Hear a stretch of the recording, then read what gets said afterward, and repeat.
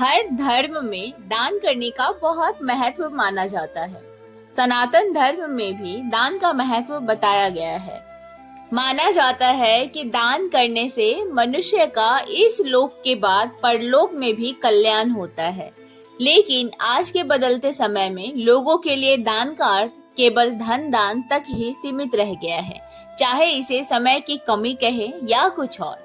दान कर्म को पुण्य कर्म में जोड़ा जाता है। भारतीय संस्कृति में वैदिक काल से ही दान करने की परंपरा चली आ रही है। हिंदू सनातन धर्म में 5 प्रकार के दानों का वर्णन किया गया है। ये 5 दान हैं: विद्या दान, भूमि दान, कन्यादान, गौदान और अन्य दान।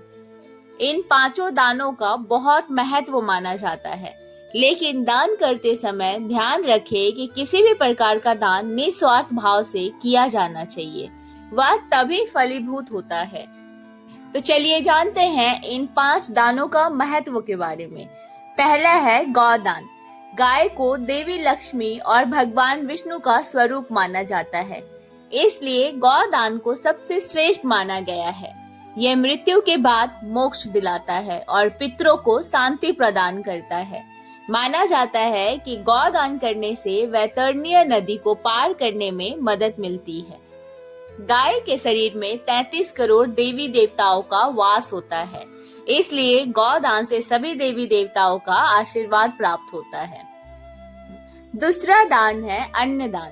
अन्नदान महादान कहलाता है। भूखे को भोजन कराना सबसे बड़ा पुण्य का कार्य है। ये दान माता अन्नपूर्णा और लक्ष्मी को प्रसन्न करता है। जब कोई भूखा व्यक्ति भोजन पाता है तो वह तृप्त होता है।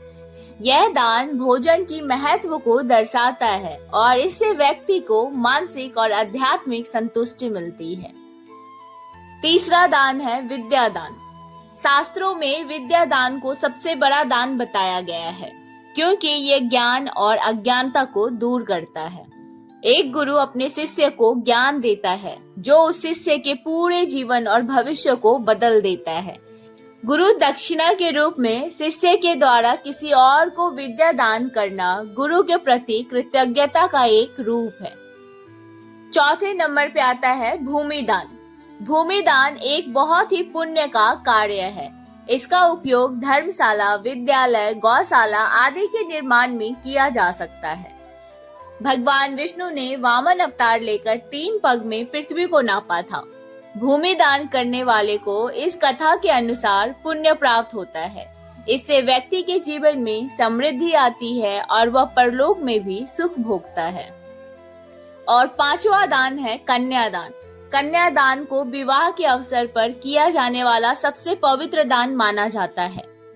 यह एक पिता अपनी पुत्री का विवाह करते समय करता है।